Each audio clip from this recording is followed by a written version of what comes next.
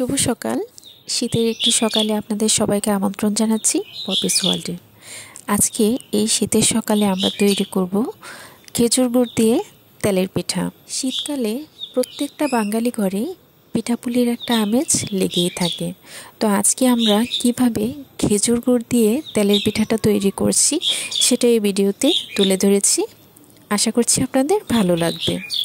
তো এই গরম গরম তেলের পিঠাগুলো খেতে এত ভালো লাগে যে মুখের স্বাদ সবসময়ই লেগে থাকে। মজাদার এই তেলের পিঠাটা তৈরি করার জন্য আমি একটা মিক্সিং বোলে খেজুর গুড় নিয়েছি। এখন ভিজা চালের গুঁড়াটা দিয়ে দিচ্ছি, আতপ চাউলের গুঁড়াটা আমি দিয়ে দিলাম। খেজুর গুড়ের সাথে খুব ভালোভাবে এই চাউলের গুঁড়াটা মিশিয়ে নেব। এর জন্য আমি একটু হালকা গরম জল দিয়েছি, গরম জল দিয়ে ভালো করে মিশিয়ে নিয়েছি। গরম জলটা দিলে হয় কি, পিঠাগুলো খুব সুন্দর নরম তুলতুলে থাকে। প্রথম অবস্থায় যে চালের গুঁড়া এবং গুড় আর জল মিশিয়েছি, আমার কাছে মনে হয়েছে আরও কিছু চালের গুঁড়া অ্যাড করতে হবে। দিয়ে দিলাম কিছু চালের গুঁড়া, আবারও মিশিয়ে নিয়েছি।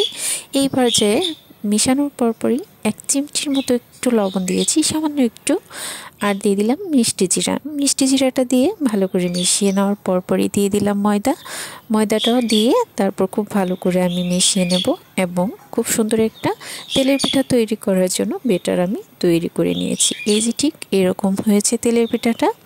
খুব বেশি পাতলাও হবে না, আবার খুব বেশি ভারীও হবে না।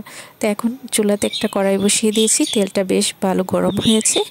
1 চামচের মতো করে নিয়ে আমি গরম তেলে ঢেলে দিলাম। তৈরি হয়ে যাবে খুব সহজেই খেজুর গুড়ের তেলের পিঠা। খেজুর গুড়ের তেলের পিঠাটার মধ্যে খুব সুন্দর একটা ফ্লেভার থাকে, আর এটা স্বাদ তো বলার অপেক্ষাই রাখে না। খুবই টেস্টি একটা পিঠা। গরম তেলে প্রথম একটা পিঠা দেওয়ার পরপরই আমার কাছে মনে হয়েছে আমি আরেকটা পিঠা দিতে পারবো, কারণ আমার কড়াইটা খুব চওড়া ছিল, একটু দেওয়ার মতো জায়গা ছিল। 2-3টা পিঠা খুব সহজেই অল্প সময়ে তৈরি করে ফেলা যায়। তো আমি পিঠাগুলো উল্টে পাল্টে ভালো করে ভেজে নিয়েছি খুব সুন্দর করে। তো এই যে দেখুন, খুব সুন্দর ফুলে গেছে তেলের পিঠাটা। একটা নামিয়ে নিলাম, দ্বিতীয়টাও নামিয়ে নিলাম। একইভাবে সবগুলো পিঠা আমি তৈরি করে নেব। তো এই পিঠাগুলো কিন্তু খুব নরম তুলতুলে হয়, কারণটা হচ্ছে একটু উষ্ণ গরম জল থাকে সেই কারণে। তো একে একে প্রত্যেকটা পিঠাই আমি ভেজে নিয়েছি এবং একই কড়াইতে 2টা কিংবা 3টা করেও দিচ্ছি। এতে করে আমার অল্প সময়ে খুব সহজেই অনেকগুলো পিঠা তৈরি হয়ে যায়। এই পর্যায়ে আপনাদেরকে অসংখ্য ধন্যবাদ জানাচ্ছি পপিস ওয়ার্ল্ডের সাথে থাকার জন্য, আর আজকের এই পিঠা পর্বের ভিডিওটির সাথে থাকার জন্য। কমেন্ট করে জানাবেন আজকের এই পিঠা ভিডিওটি কেমন হয়েছে, খেজুর গুড়ের তেলের পিঠা ভিডিওটি।